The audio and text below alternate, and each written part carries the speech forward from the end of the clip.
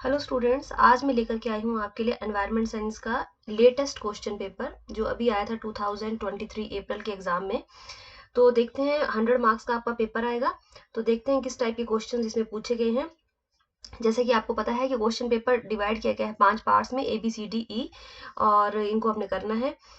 तो first part जो है पार्ट ए, जो कंपलसरी है सभी के लिए करना अटेम्प्ट, ठीक है। तो इसमें क्वेश्चंस जो हैं वो पूछे गए हैं, आपको 50 to 75 वर्ड्स में उनका आंसर देना है, ठीक है। तो क्या क्या टॉपिक्स है।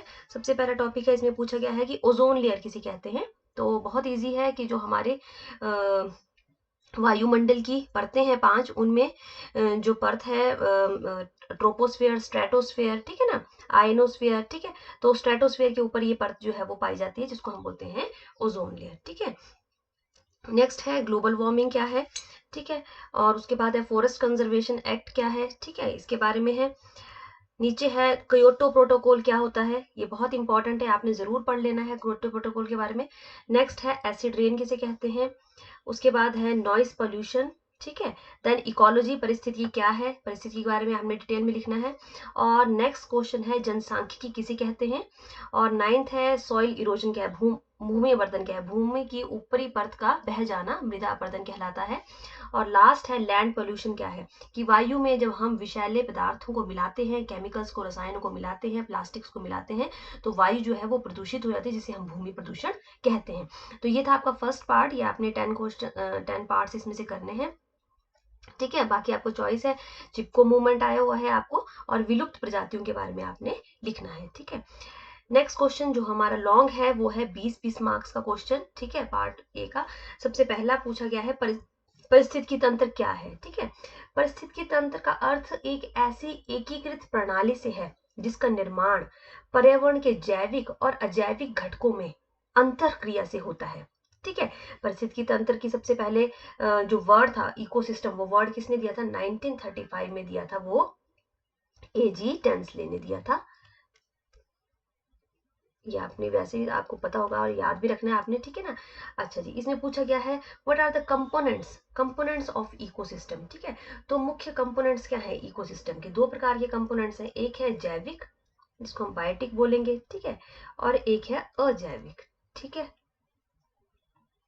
जैविक और अजैविक, ठीक है। अच्छा जी, नेक्स्ट आ गया इकोसिस्टम का स्ट्रक्चर क्या है, हाँ जी, what is the structure of ecosystem, ठीक है। तो स्ट्रक्चर में हमने वही इसका बायोटिक और अबायोटिक फैक्टर्स के बारे में लिखना है, जैविक और अजैविक कारकों के बारे में लिखना है।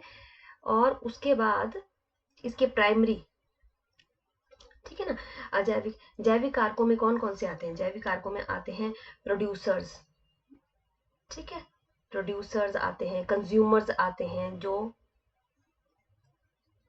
और डिकम्पोजर्स आते हैं, ठीक है ना। तो उनके बारे में लिखना है हमने इसके अंदर, ठीक है। तो प्रोड्यूसर्स में, कंज्यूमर्स में कौन कौन से हैं, प्राइमरी, प्राथमिक, सेकेंडरी और हर्बीवोरस, ये आते हैं, ठीक है ना। तो इनके बारे में आपने लिखना है, प्राइमरी आ गया, सेकेंडरी आ गया, ठीक है, इजी क्वेश्चन है ये। और हर्बीवोरस के बारे में जो घास खाते हैं उनके बारे में लिखना है। तो ये इसका स्ट्रक्चर आ गया किसका, इको सिस्टम का, ठीक है ना। तो चलते हैं नेक्स्ट क्वेश्चन की तरफ, जो पूछा गया है बायोडाइवर्सिटी के बारे में, ठीक है, कि बायोडाइवर्सिटी से क्या अभिप्राय है। तो बायोडाइवर्सिटी जो टर्म है, बायोडाइवर्सिटी जो टर्म है वो सबसे पहले किसने यूज की थी।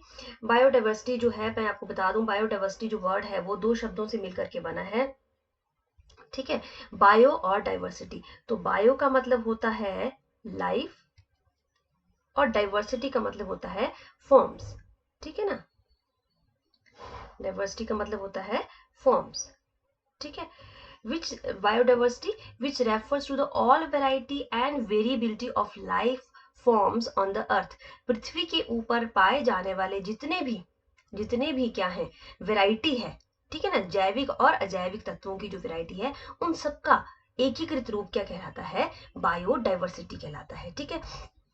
तो हमारे देश में हमारे भारत के बारे में बायोडाइवर्सिटी का जो लॉस हो रहा है उसके लिए क्या कंजर्वेशन के लिए, उसके लिए क्या रोकथाम के लिए क्या कदम उठाए गए हैं। तो सबसे पहले हम क्या कर रहे हैं, हम प्लांट्स और एनिमल्स को, जो प्लांट्स हैं हमारे और जो एनिमल्स हैं उनको हम क्या कर रहे हैं, कंजर्व कर रहे हैं, ठीक है ना, उनको उनका क्या कहते हैं, उनका संरक्षण कर रहे हैं, ठीक है। उसके अलावा प्रिजर्वेशन ऑफ क्रिटिकल हैबिटेट्स, ठीक है ना, जो क्रिटिकल जो खत्म हो रहे हैं, जो एंडेंजर्ड स्पीशीज हैं उनको हम कंजर्व कर रहे हैं, संरक्षण कर रहे हैं, ठीक है ना। हंटिंग जो जिसको हम बोलते हैं, क्या कहते हैं, शिकार करना, हंटिंग जो है वो प्रोहिबिटेड हो रहा है, ठीक है ना, रोक रहे हैं उसको, बिल्कुल स्ट्रिक्टली वो प्रोहिबिटेड है, ठीक है ना। तो इस प्रकार से हम अपनी ज़्यादा से ज़्यादा हम नेशनल पार्क्स और वाइल्ड लाइफ सेंचुरीज का निर्माण कर रहे हैं, जिसके कारण हम जो ये बायोडाइवर्सिटी जो है, जो भारत के जो स्पीशीज हैं उनको हम संरक्षण कर रहे हैं, ठीक है। तो ये स्टेप्स आएंगे इसके अंदर। तो नेक्स्ट पार्ट है पार्ट सी। हाँ जी, पार्ट सी में पूछा गया है आपको question, what are the causes and consequences of deforestation, ठीक है ना। डिफॉरेस्टेशन, वन विनाश का क्या कारण है, कॉजेज ऑफ डिफॉरेस्टेशन। तो कॉजेज बहुत सारे हैं वन विनाश के। सबसे पहले जैसे आगे इंडस्ट्रियल एक्सपेंशन ऑफ इंडस्ट्रीज, ठीक है ना, इंडस्ट्रीज का एक्सपेंशन हो रहा है। दूसरा आ रहा है expansion of infrastructure, extension of infrastructure. फिर क्या हो रहा है, क्लाइमेट चेंज हो रहा है, ठीक है ना, क्लाइमेट चेंज के कारण भी बहुत ज़्यादा डिफोरेस्टेशन हो रहा है, ठीक है ना। और ये सब कारण हैं जिसके कारण, लोगों की बढ़ती हुई पॉपुलेशन के कारण, जनसंख्या के कारण, ठीक है ना, जनसंख्या बढ़ रही है, सेटलमेंट के कारण, लोगों ने घर बनाने हैं, घर बनाने के कारण जो है वो डिफोरेस्टेशन, लोगों वनों को काट रहे हैं। तो ये इन्होंने कॉजेज बताए। और कॉजेज क्या है, कॉन्सिक्वेंसेज क्या है, इसके क्या परिणाम निकलेंगे डिफोरेस्टेशन के। तो बड़े सारे परिणाम निकलेंगे। सबसे पहला परिणाम जो सबसे इंपॉर्टेंट है वो है एयर पोल्यूशन, एयर पोल्यूशन होगा, ठीक है ना।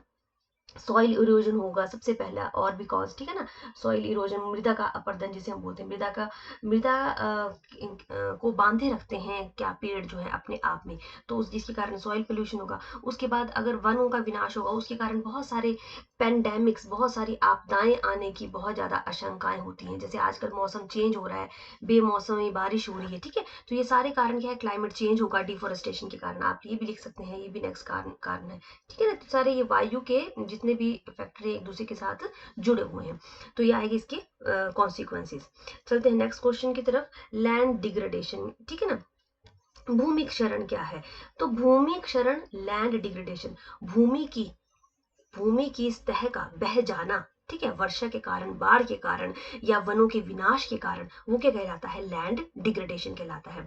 और भूमि के क्षरण के कारणों और प्रभाव क्या है, क्या पड़ रहे हैं, तो प्रभाव क्या पड़ेंगे, सबसे पहले भूमि क्षरण के कारण क्या पड़ेगा, सूखा पड़ेगा, सबसे पहले ड्रॉट पड़ेगा, ठीक है ना। और मौसम चेंज होगा, क्लाइमेट की जो चेंजिंग होगी उसके कारण क्लाइमेट चेंज होगा, क्लाइमेट चेंज होगा भूमि का क्षरण के कारण, उसके कारण क्या हो सकता है, खाद्य सामग्री के ऊपर सबसे बड़ा प्रभाव पड़ेगा, तो खाद्य संकट उत्पन्न हो सकता है, ठीक है ना।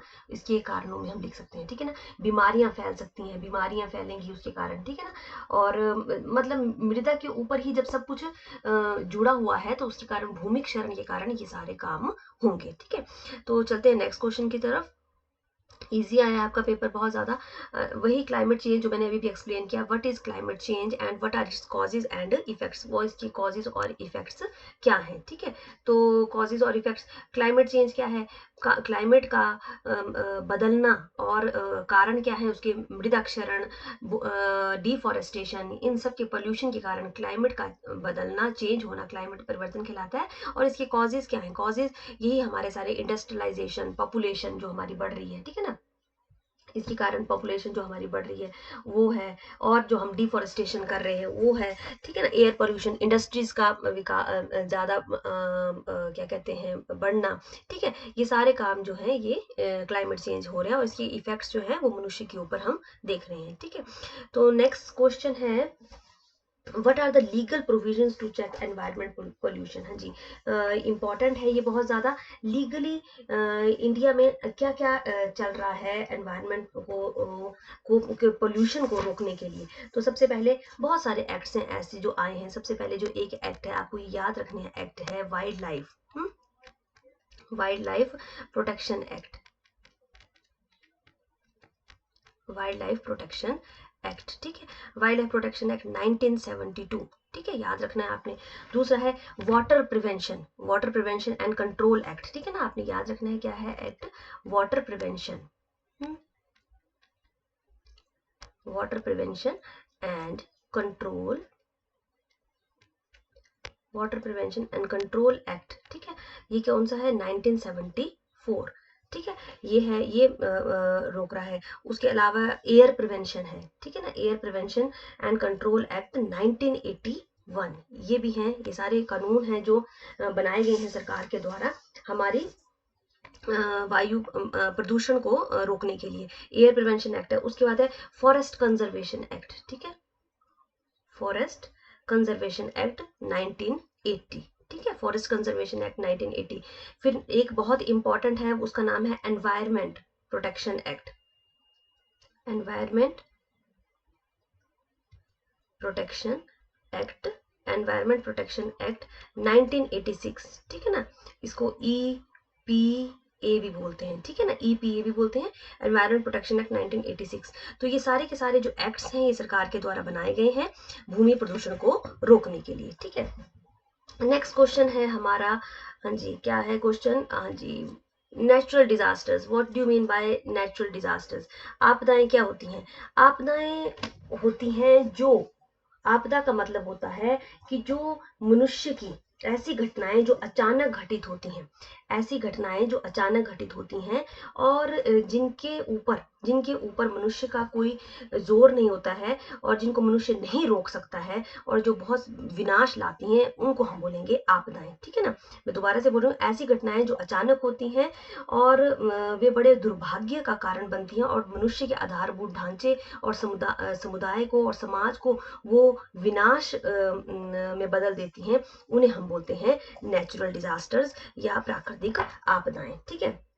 तो प्राकृतिक आपदाएं बहुत सारी हैं, जैसे कि अर्थक्वेक है, फ्लड्स हैं, ठीक है ना, लैंडस्लाइड्स हैं, ये सारी की सारी प्राकृतिक आपदाएं हैं। आपको पूछा गया है कि what are the causes of floods, है ना, तो कॉजेज क्या होते हैं फ्लड्स के, फ्लड्स किन कारणों से आते हैं, तो सबसे ज्यादा मेन कॉज है फ्लड आने का वो है रेनफॉल, ठीक है ना, सबसे ज्यादा रेनफॉल, अत्यधिक रेनफॉल, एक्सेसिव रेनफॉल के कारण फ्लड्स आते हैं।